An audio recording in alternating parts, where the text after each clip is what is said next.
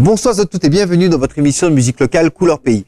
L'émission qui vous propose de découvrir des artistes locaux quand ils ont une actualité forte, c'est-à-dire production de disques, production d'albums. Ce soir, je vous propose de retrouver un artiste qui est un chanteur de charme, comme l'on dit. Il a également flirté avec le Sega et c'est un artiste que vous connaissez par toutes les ballades et les chansons qui vous ont fait rêver, les ballades et les chansons sur lesquelles vous avez dansé, les ballades et les chansons sur lesquelles vous êtes peut-être mariés.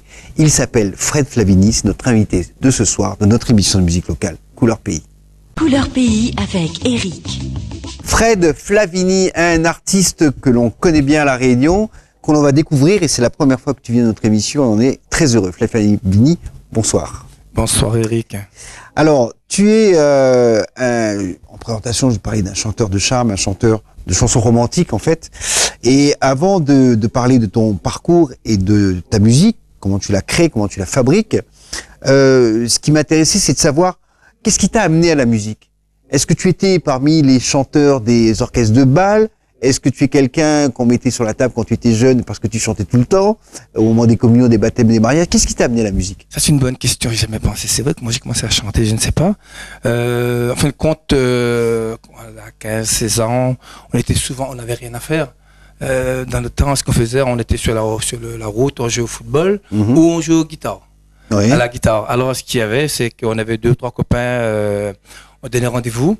Alors, chacun cherchait une chanson et on se regroupait ensemble. Et j'ai un titre là, j'ai peut-être la chanson de je sais pas quel chanteur. Et là, on s'amusait. Toi, tu fais la basse, moi, je fais rythmique, toi, je fais le solo. Et c'est comme ça qu'on a commencé à faire de la musique. À faire de la musique. En groupe, dans le quartier, avec les camarades. Comme ça, voilà. Comme du créole pour casser un peu les clips. Pour présenter, pour s'amuser, pour passer le temps.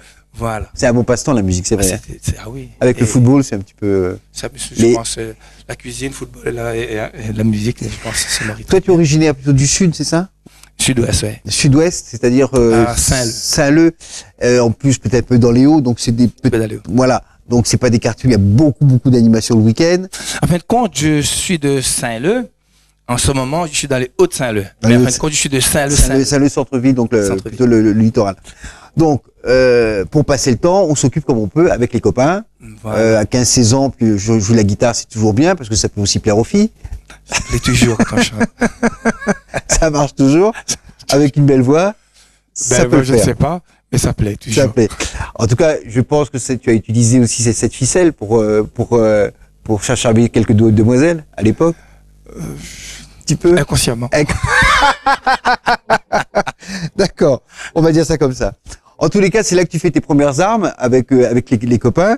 Et plus tard, tu commences à construire quelque chose de plus sérieux ou ça vient aussi pas un peu par hasard de rentrer peut-être dans des orchestres ou ce genre de choses ou Non, j'aimais les unis, j'aimais écrire. Alors j'ai dit bon, je vais sortir à 45 tours. Dans le temps, c'était 45 tours. D'accord. Et là, j'ai écrit ça pas la vie. La misère, tu connais pas, tu vis, ça tracas. Je donc parlais pour Sega. moi. Voilà, c'était un Sega. Parce que j'étais en métropole, il faisait froid. J'étais à La Réunion, moi c'était mieux quand même. Tu vois. Donc c'est pas la vie, tu l'as écrit en métropole. Métropole. Et alors, quand on a envie de sortir un 45 tours, bon, quand on est jeune, je sais pas quel âge tu avais à l'époque, il faut quand même savoir à qui s'adresser pour pouvoir faire le 45 tours. Mais il y avait l'annuaire. D'accord. Tu as décroché ton annuaire. Voilà, je suis d'enregistrement. Hop, je vais téléphoner là. Premier renseignement, non, on fait pas ça, on fait ça. D'accord, merci monsieur, pouvez me renseigner s'il n'y a pas un autre studio qui fait de la musique. Oui. Et comme ça, et après c'était avec les musiciens, je partais voir les balles, je voyais des orchestres, je dis cet orchestre ça va être intéressant. Et je suis sur le groupe Dynasty. Je dis j'ai 2 chansons à enregistrer, est-ce que ça vous intéresse? Et il m'a dit ouais, pourquoi pas. Alors on a commencé à répéter ensemble, quand c'était bon, je suis venu au studio, voilà, on est prêt. J'ai sorti le groupe Ça pas la vie avec Dynasty. C'est aussi simple que ça. Aussi c'est un garçon qui te débrouillard alors. Un petit peu. Parce que les partenariats, faire la liste des studios, c'était où de quelle ville? C'était à Paris même ou ailleurs? Maintenant, Internet, c'est encore mieux. Hein. C'est encore plus facile, effectivement. Moi, c'était l'annuaire. Et c'était à Paris ou alors Non, c'était à Mulhouse. À Mulhouse, oui, l'est de la France à l'époque. Et donc, avec cet orchestre Dynasty, tu as réussi à faire ton premier 45 tours, qui a connu un bon petit succès. En fin de compte, oui, voilà, ça pas la vie, c'est fait de manière. On joue un petit peu sur les mots. Alors effectivement, la deuxième complexité, c'est quand on est hors de l'île, donc à Mulhouse, de surcroît. Donc on arrive à trouver un studio d'enregistrement, qu'on arrive à fabriquer le disque. Il faut déjà connaître aussi comment fabriquer le disque, quelles sont les filières. Je pense qu'après tu as dû connaître. Mais la dernière difficulté, c'est de pouvoir mettre son disque dans les bacs et en métropole et à La Réunion. Mais moi, c'était sorti le 45 tours. Je pas pensé pour le vendre. Je voulais sortir à 45 tours, c'était ça. J'ai sorti 45 tours, le studio m'a commandé 45 tours, et tout atterri à la maison. D'accord. Et qu'est-ce que tu as fait ça? Tu as J'ai pas laissé laissé là-bas, je vendais comme ça, à la main, comme ça, un peu porte à porte, si on peut dire ça comme ça. Les musiciens, ça a pris un peu, et tout le monde en vendait ce qu'il pouvait vendre. Et quand je suis rentré à la Réunion en vacances, j'ai emmené un petit peu avec moi. Je dis bon, je vais voir si ça marche. Mais là, j'ai incroyable, comme le Sega, ça avait fait un tabac. Et là, ça m'a donné envie de chanter. Et là, j'ai sorti l'autre chanson après. Alors, quand tu arrives ici, ça marche.